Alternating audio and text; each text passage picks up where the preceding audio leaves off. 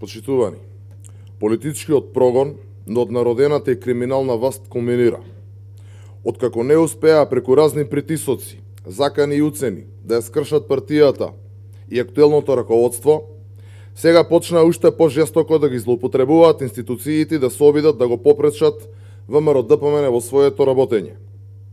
Единствениот аболициран политичар за криминал, Зоран Заев, знае дека ВМРО-ДПМН е последниот беден во заштита на државните и национални интереси и затоа не бира средства со кои што ќе си обезбеди бришан простор за реализација на распродажбата на се што е македонско и општиот грабеж кој што Заев и картелот околу него го реализираат во моментов. Затоа Заев одлучи да го направи последниот чекор и да го впрегне неговиот последен адут. Партиското специјално јавно обвинителство и клиентелистички расположениот суд и да го замрзне имотот на ВМРО-ДПМН. Партиското, непрофесионално и селективно специјално јавно обвинителство, еден месец после референдумскиот дебакал на Заев и СДСМ, побара да биде замрзнат целокупниот имот на партијата, а судиите Весна Димишкова и Седат Реджепагиќ без никаква основа веднаш скокнаа да помогнат и да донесат позитивна одлука по барањето на СЈО. За прв пат во историјата на Република Македонија, но и за прв пат на европско тло, се бара замрзнување на имот на политичка партија која што е во опозиција. Ова е демократијата и демократските принципи за кои што се залагаат Заев и СДСМ.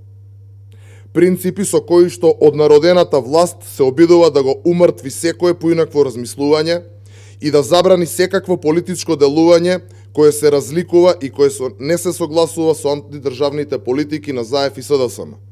Ќе повторам, вакво нешто не се случувало, нити се случува во Европа кон која се стремиме. Барањето на СЈО и одлуката на судиите Димишкова и Реджепагиќ се целосно неосновани и без никаква правна аргументација. Барањето на СЈО и одлуката на судиите се исклучиво политички мотивирани.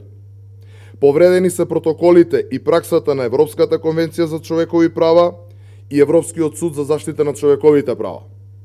Прво и основно, не постои мандат, овластување и надлежност за поведување на барање за определување на привремената мерка од страна на СЈО.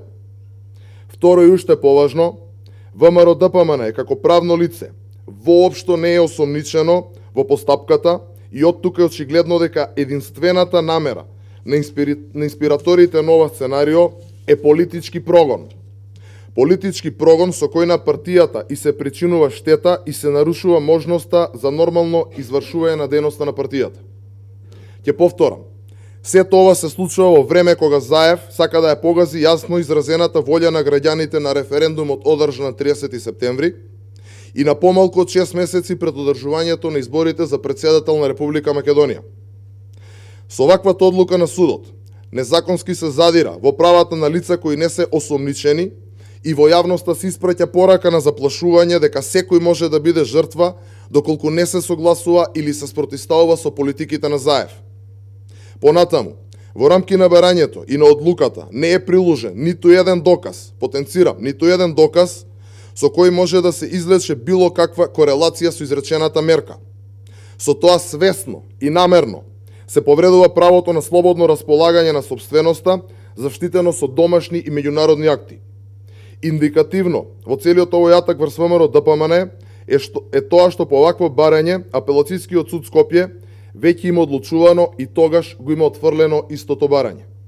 Исто така, индикативно во целиот овој атак врз ВМРО-ДПМН е што одговорноста не ја презел еден судија, туку таа е поделена на двајца, што е спротивно на законот за кривична постапка.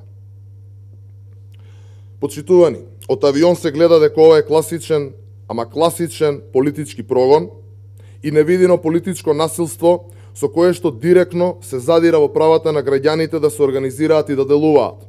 Ова е класична злоупотреба на институциите и правосудниот систем во исполнување на политичката агенда на Заев. Затоа ВМРО-ДПМН бара под итно да се укине решението за привремената мерка донесена во текот на вчерашниот ден како неосновано и недозволено. За овој политички прогон ВМРО-ДПМН ќе ги информира меѓународните представници во земјава и нашите сестрински партии. за овој политички прогон и обидите да се забрани опозицијското делување, ќе се бара и лична и политичка одговорност. За крај, сакам да им порачаме на политичките инспиратори, нарачатели, помагачи и реализатори на ова црно сценарио.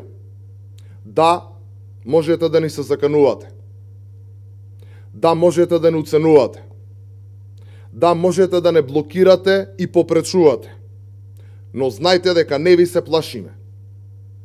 Со секој ваков чин на насилство само дополнително не мотивирате. Нема да не скршите, бидејќи не можете да скршите нашата волја и одлучноста во борбата за Македонија, а Македонија ќе победи. Ви благодарам.